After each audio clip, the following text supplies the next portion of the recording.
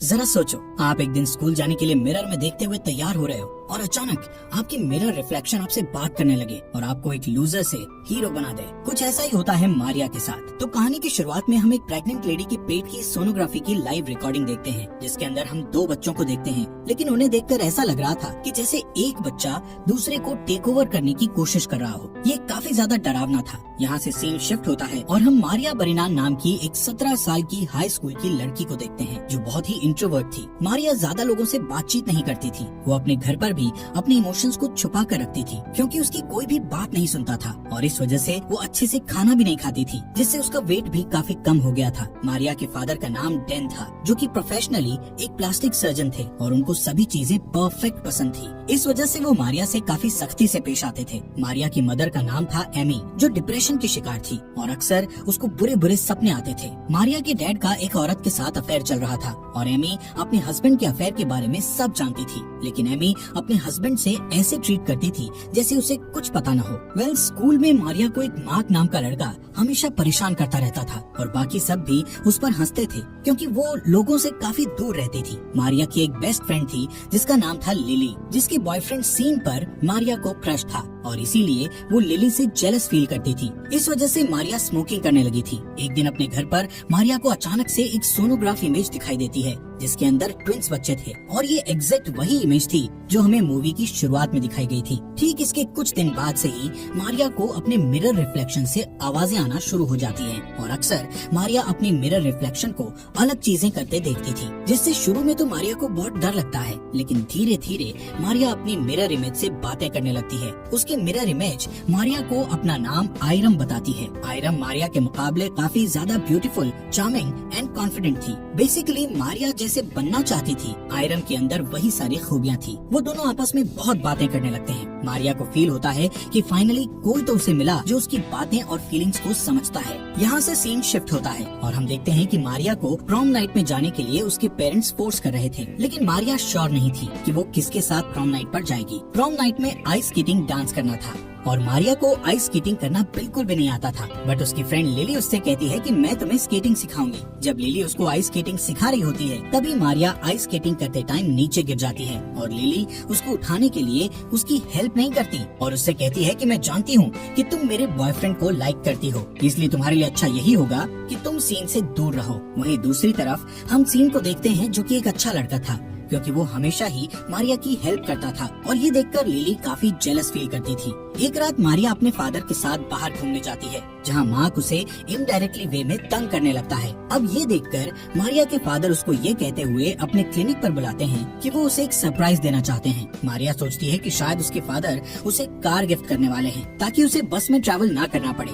Clinic पर पहुंचकर मारिया को पता चलता है कि उसके फादर उसकी नोज और लिप्स की सर्जरी करने की बात कर रहे थे, ताकि वो परफेक्ट दिखे। इस बात से मारिया और उसकी मिरर इमेज आयरम उसके डैड से काफी गुस्सा हो जाते हैं, क्योंकि उसके डैड हमेशा परफेक्शन के पीछे भागते रहते थे और कभी भी मारिया को प्यार नहीं करते थे। खैर, अब मारिया प्रॉम नाइट में जाने के लिए तैयार हो जाती है, लेकिन प्रॉम नाइट में मार्क सबके सामने उसकी काफी इंसल्ट करता है, जिससे वो रोते हुए वॉशरूम में चली जाती है और अपनी मिरर इमेज आयरम से अपनी जगह बदल लेती है, ताकि आयरम उसकी सारी प्रॉब्लम्स को सॉल्व कर दे। अब आयरम फाइनली बाहर आ जाती है और वो मारिया की जगह लेकर सभी से बदला लेना शुरू करती है। सबसे पहले वो मार्क को अपनी तरफ अट्रैक्ट करके फीमेल शावर रूम में ले जाकर उसका घुटना हॉकी स्टिक से तोड़ देती है, जिसके बाद मार्क मारिया को कभी भी तंग नहीं करता। घर पर आने के बाद उसके पेरेंट्स देखते हैं कि उसका नेचर बदला बदला सा लग रहा है। वो सही से खाना खा रही थी। अब बाकी दुनिया के लिए तो वो मारिया ही थी, लेकिन किसी को ये नहीं पता था कि आयरम ने मारिया की जगह ले ली है। दूसरी तरफ मारिया भी बहुत खुश थी कि अब सभी चीजें सही हो रही हैं, लेकिन यहाँ से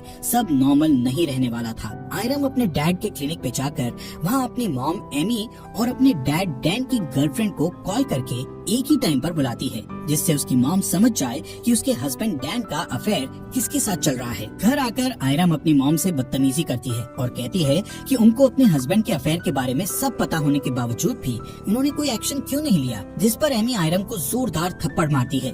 लेकिन इसके बाद भी आयरम खुश थी कि उसकी मॉम को उसके डैड की सच्चाई पता चल गई। इसके बाद आयरम आइस स्केटिंग की कुछ दिनों तक काफी ज्यादा प्रैक्टिस करके आइस स्केटिंग सीख जाती है। थोड़े दिन बाद आयरम लिली को उसे दोबारा आइस स्केटिंग सिखाने के लिए कहती है, जिस पर लिली उसे सिखाने के लिए मान जाती है। अब जब वो आइस स्केटिंग करने जाते हैं तो लिली उसकी परफेक्ट आइस स्केटिंग देखकर शॉक्ड हो जाती है। स्केटिंग करते करते आयरम लिली से मारिया का बदला लेने के लिए उसको धक्का देती है, जिससे लिली दूर जाकर नीचे गिर जाती है। उसके सर में गहरी चोट लगने की वजह से लिली ऑन द स्पॉट ही मर जाती है। यहाँ पर आयरम रोने की एक्टिंग करती है और पुलिस को कॉल लगाते हुए उनसे कहती है कि लिली आइस स्केटिंग करते समय फिसलकर नीचे गिर गई है। उसके सर पर काफी गहरी चोट लगी है और मुझे लगता है कि शायद वो मर गई है। वहीं हम फोन की रिफ्लेक्शन में मारिया को रोता हुआ देखते हैं, क्योंकि वो ये सब नहीं चाहती थी। कुछ टाइम बाद लिली की बॉडी को दफनाया जा रहा था। वहाँ पर उसका बॉयफ्रेंड सीन भी था और आयरम उसे गौर से देख रही थी। वहीं पुलिस लिली के मरने के बाद उसकी इन्वेस्टिगेशन करती है, जहां पर उसका शक सीधा आयरम पर जाता है, क्योंकि लिली एक बहुत बढ़िया आइस स्केटिंग चैंपियन थी और उसका इस तरह बर्फ से फिसलकर मरना नामुमकिन था। यहाँ से आयरम सीधा सीन के घर जाती है, जहाँ वो सीन से कहती है कि वो उसको बहुत लाइक करती है। इसके बाद वो दोनों इंटीमेट होने लगते हैं। इससे मारिया का इविल रूप यानी आयरम मारिया की बॉडी का इस्तेमाल करके अपनी इच्छाएं पूरी कर रही थी। इंटीमेट होने के बाद आयरम और सीन दोनों एक दूसरे से प्यार करने लगते थे। वो दोनों कई बार स्कूल भी बंक करते और क्वालिटी टाइम स्पेंड करते, लेकिन पुलिस उन पर नजर रख रही थी, क्योंकि पुलिस को लिली की मौत का शक इन दोनों पर ही था। एक दिन मारिया के डैड और मॉम की आपस में लड़ाई हो जाती है और डैन घर छोड़कर चला जाता है। वहीं एक दिन आयरम और सीन स्कूल बंक करके होटल में जाते हैं इंटीमेट होने के लिए, लेकिन तभी सीन के पास उसकी मॉम का कॉल आता है और वो कहती है कि पुलिस तुम दोनों से कुछ बात करना चाहती है, जिससे सीन आयरम को अपने साथ चलने के लिए कहता है। लेकिन आयरम सीन से ये कहकर मना कर देती है कि वो पुलिस के पास नहीं जाना चाहती। इतना सुनते ही सीन को आयरम पर शक होता है। तभी आयरम सीन के सर पर बॉटल मार देती है, जिससे सीन की मौके पर ही डेथ हो जाती है। अब आयरम ड्रिंक करके मारिया के डैड डैन के क्लिनिक में जाती है, जब वहाँ पर कोई भी नहीं होता, और अपने डैड से कहती है कि क्या आप मुझे तब भी प्यार करते जब मैं परफेक्ट नहीं होती। यहाँ हमें पता चलता है कि असल में मूवी के स्टार्ट में हमें जो सोनोग्राफी दिखाई गई थी वो मारिया की मॉम एमी की प्रेगनेंसी की थी और ओरिजिनली मारिया की एक ट्विन सिस्टर थी, जिसको हम आयरम कह सकते हैं। अब जब वो दोनों पैदा हुई थी तो मारिया तो बिल्कुल नॉर्मल थी, लेकिन आयरम में एबनॉर्मलिटी और फिजिकल डिफॉर्मिटीज थी। अब जैसा कि हम जानते हैं कि डैन को शुरुआत से ही चीजें परफेक्ट पसंद थी, तो इसी वजह से उसने आयरम को जिंदा ही घर के आगे दफना दिया, और ये सब विदाउट एमी की परमिशन के हुआ था, जिस वजह से आयरम की आत्मा मिरर वर्ल्ड में ही फंस गई थी। और जब मारिया बड़ी हुई तो आयरम ने उसकी बॉडी पर टेक ओवर कर लिया। यहाँ पर डैन उसको जवाब देता है कि हाँ, मैं तुम्हें तब भी इतना ही प्यार करता अगर तुम परफेक्ट ना भी होती। डैन का झूठ सुनकर आयरम डैन का गला काट देती है, जिससे डैन उसी समय मर जाता है। अब आयरम बाहर जाते हुए बार बार मारिया का नाम ले रही थी ताकि वो उससे बात करे, लेकिन मारिया अब उसको मिरर रिफ्लेक्शन में नजर नहीं आती थी, जिससे हमें पता चलता है कि आयरम कोई और नहीं बल्कि मारिया की कमियों की ही रिफ्लेक्शन थी, जो कि उसके सबकॉन्शियस माइंड की रिफ्लेक्शन थी। जब उसने वो सोनोग्राफी की इमेज देखी थी तो उस टाइम उसने ये सब सोचा था, और उसको पता था कि उसकी एक सिस्टर थी